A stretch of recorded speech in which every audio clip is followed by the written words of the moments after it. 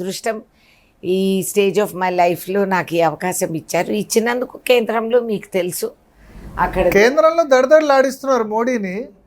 మరి ఇక్కడ ఎందుకు రాష్ట్రాల్లో రేణుకా చౌదరి బ్యాన్ చేశారా? ఖమ్మంలో తిరగొద్దు, వేరే చోట తిరగొద్దు అని ఎక్కడ కనిపించట్లేదు. ఎవరండి నన్ను బ్యాన్ చేసే అంత మొనగాడు ఎవడో పుట్టలేదు. ఇంకా ఆ పిచ్చి భ్రమంలో ఎవడన్నా ఉంటే ఆ తిక్క తొందరగా వదిలిస్తారు. నేను అవన్నీ బ్యాను గీను కాదు, వీళ్ళని చేయనివ్వండి పనులు.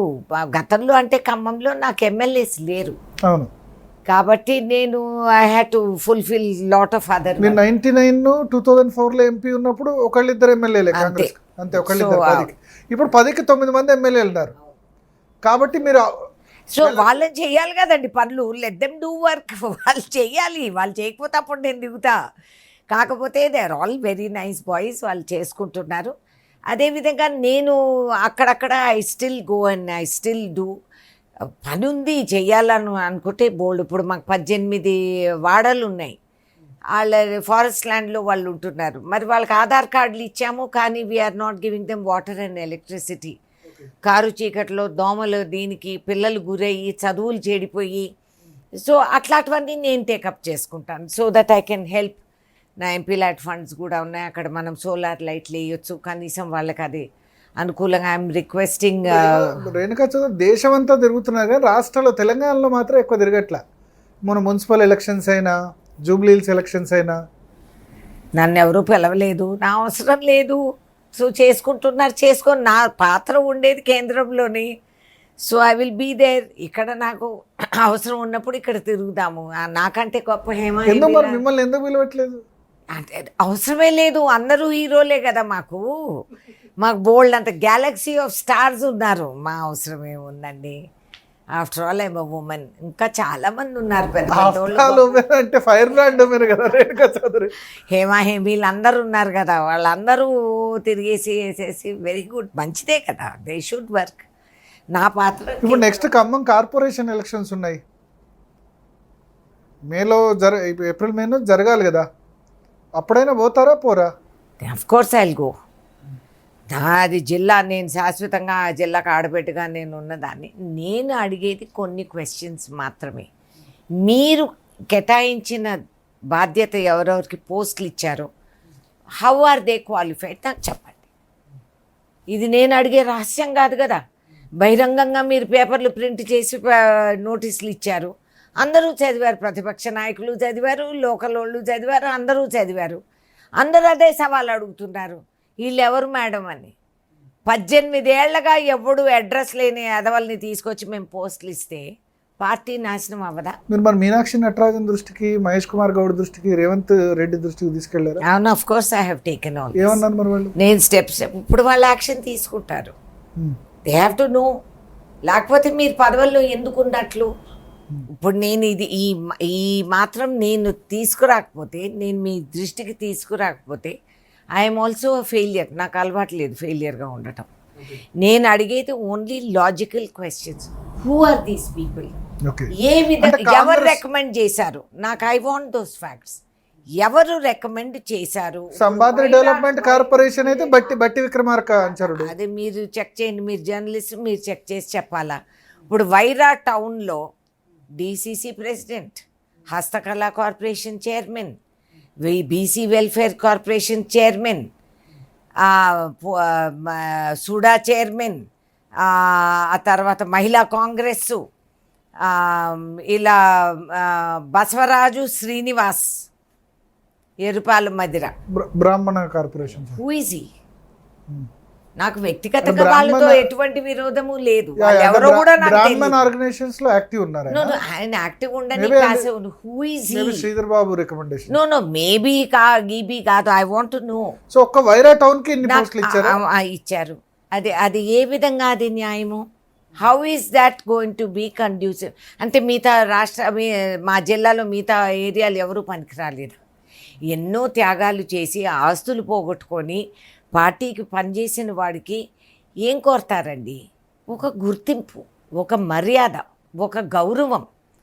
మీరు అంత అహంకారం, రాజకీయ అహంకారంతో మనము ఇట్లా వరుసగా మీరు 5 పోస్టులు ఒకటే అసెంబ్లీ సెగ్మెంట్కి మీరు ఇచ్చారు.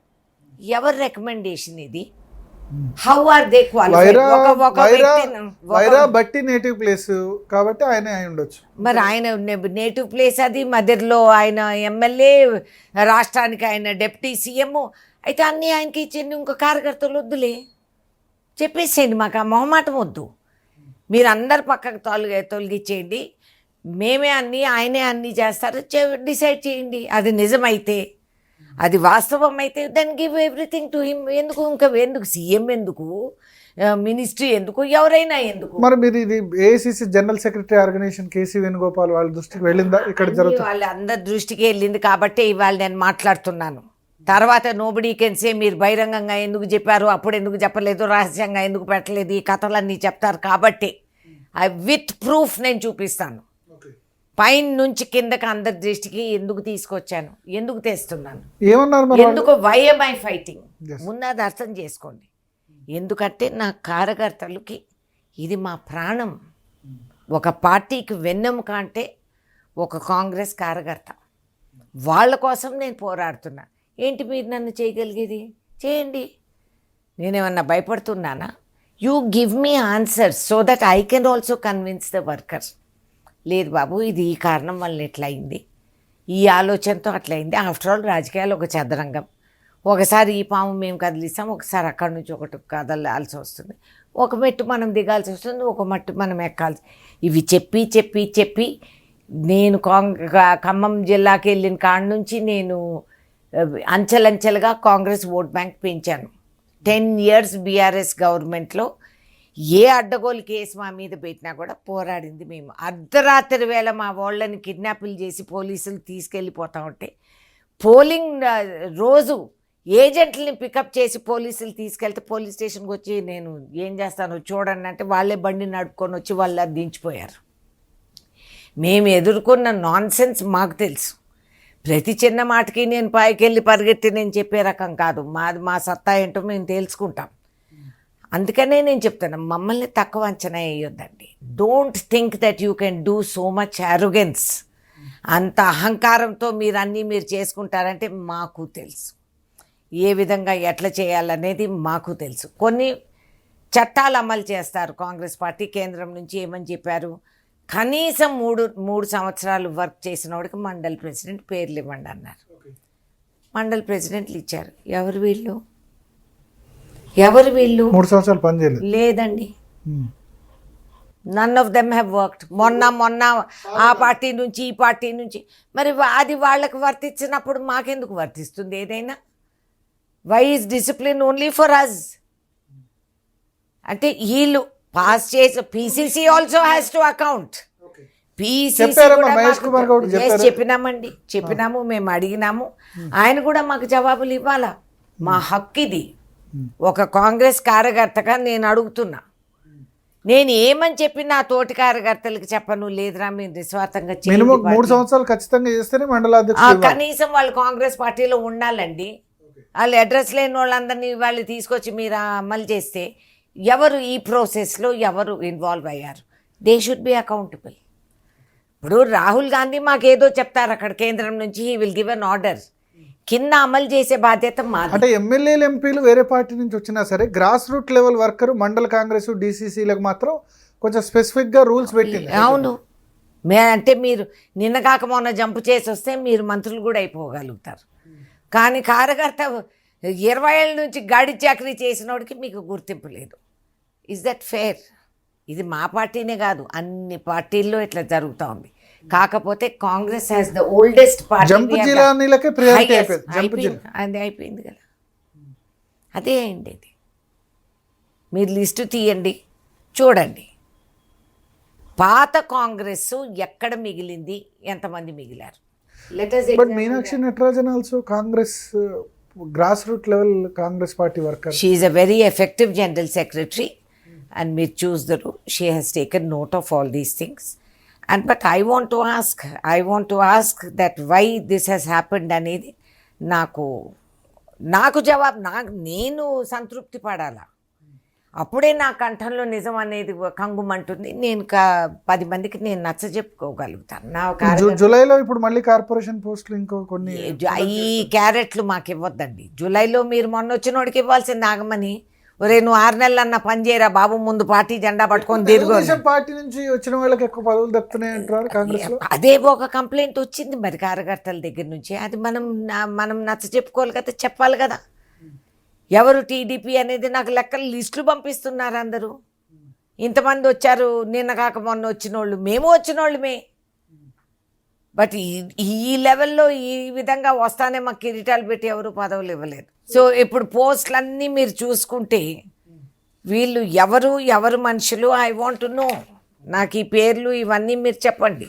పీసీసీ జనరల్ సెక్రటరీలు, టీపీసీసీ మెంబర్లు, ఈ కిసాన్ సెల్ ప్రెసిడెంట్లు, వీళ్ళందరూ ఒక వ్యక్తికి సంబంధించిన వాళ్ళు. పోనీ ఎవరా వ్యక్తి మహానుభావుడు? అబ్బో ఏదో వీరేశలింగమో ఇంకెవరో అన్నా ఉండింటే మాకు గొప్పగా ఉండేది. ఎవరండి వీళ్ళు? ఈ పేర్లు ఇచ్చింది ఎవరు? I want that account pay them. Deputy CM, CLP leader. నాకు జవాబు గతంలో సిఎల్పి లీడర్ గా ఉండి 5 సంవత్సరాలు ప్రతిపక్షంలో ఉండి అధికారంలో పాదయాత్ర చేసి అధికారంలోకి తీసుకొచ్చారు. Very good. ఎవరు తీసుకొచ్చింది పార్టీని? ఎవరు తీసుకొచ్చింది? ఇంకా నాతో అనిపించొద్దండి. పార్టీని పవర్లోకి తీసుకొచ్చింది కేవలం కాంగ్రెస్ కార్యకర్తలు, కరుడు కట్టిన కాంగ్రెస్ కార్యకర్తలు.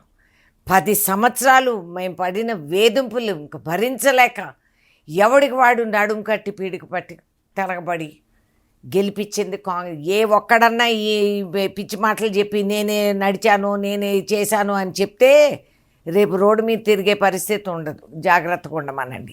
ఇవన్నీ డ్రామాలు అక్కడ కేంద్రంలో ఫూల్ అవ్వచ్చేమో కానీ ఇక్కడ లోకల్గా మేము ఫూల్ అవ్వం. కాంగ్రెస్ హైకమాండ్ హ్యాపీగా ఉందా మేడం రాష్ట్రంలో జరుగుతున్న పరిణామాలు, అంటే గవర్నెన్స్ మీద ఈ 2.5 సంవత్సరాల పరిపాలన కానీ లేదా పార్టీ పరిణామం? ఇవ్వండి, మాకు ఒకటి కాదు హెడేక్, మాకు చాలా ఉన్నాయి. దేశం అంతా మేము చూడాల్సి వస్తుంది. There is lot of issues. మెయిన్గా you have to worry about కేంద్ర ప్రభుత్వం. ఇవాళ ఈ క్లిష్ట పరిస్థితుల్లో ఈ దేశం ఉంది అంటే వాళ్ళకి అనుభవం లేని వాళ్ళకి అధికారం ఇస్తే ఇదే కర్మ. That is the biggest liability for us today.